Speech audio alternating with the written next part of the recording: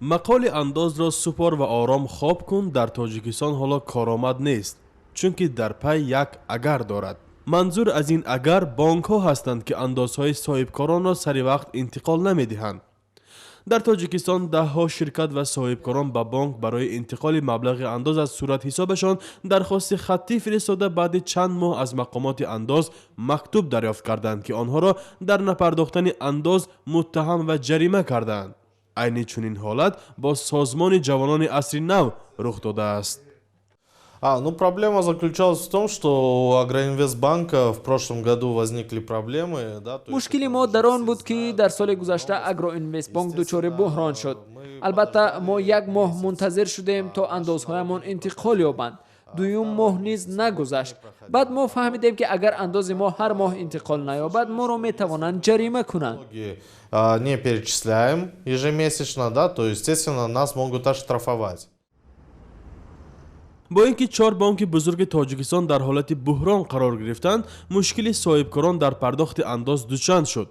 مشتریان از بانک درخواست میکنند که انداز را به صورت حساب انداز گذرانند، اما بانک ها بنابر خالی بودن خزینه‌شان امکان پرداخت مبلغ انداز را ندارند. تعجب و نگرانی صاحبکاران در این راستا از آن است که چرا مقامات انداز در این شرایط نه از دامان بانک ها بلکه از آنها می‌دارد.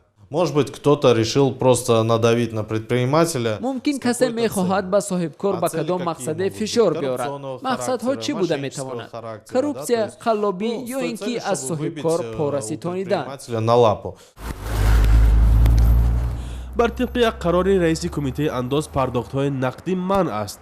اگر صاحبکار خواهد عهده‌داری‌های خود را اجرا نماید با پول نقد انداز را بپردازد، اداره مبلغ او را قبول نمی‌کند. این مسئله در نشست اخیر کمیته انداز باعث بحث طولانی شد. صاحبکاران از رئیس این نهاد پرسیدند چرا در این شرایط کمیته نمیگذارد که انداز سپارندگان عهده‌داری‌هایشان را در نزد بودجه با پول نقد اجرا کنند. در نتیجه پرداخت مبلغ نقدی بعد سخیم‌های کورپسیونی از خود کردن که مبلغ رو آورده است.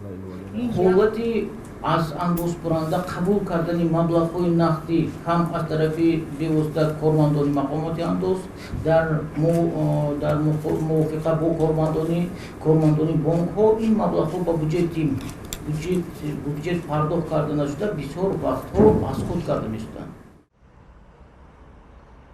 صاحبکاران وابسته به اجرا نکردن سپارشنامه پولی از طرف بانک‌ها به بانک ملی شکایت بردند. در این وضعیت بانک ملی از کمیته انداز خواسته است که از ستانیدن جریمه از انداز سپارندگانی که با گناه بانک مبلغشان انتقال نیافته است خودداری کنند. نسبت جریمه بستن از جانب مقامات انداز درست و صاحبکار یا تشکیلات حقوقی و سوبیکت خوجگیدار در بانک حساب دارند. در بانک حساب دارد، در بانک ورقه حساب میشه پرداختچه پیشنهاد کرده است که پرداخت انداز چه دیگر چه نه که بانک قابلیت پرداخت پذیرش بود اما بودنش اجرا نکرده پیش مشتری. ما نسبت یکچند چی میگن یکچند ما مستشیده داشتیم کمیته انداز کردیم ما با این را به یک مسائله می‌بینیم. مشکلی اندازهای پرداخت شده و در بانک ها در مانده صاحبکاران تاجیک تا حد است که بانک ملی میگوید از 4 میلیارد سامانه که اخیراً به 4 بانک در حالت مشکل قرار گرفته جدا کرده 200 میلیون سامانه آن برای پرداخت اندازها روانه شده است.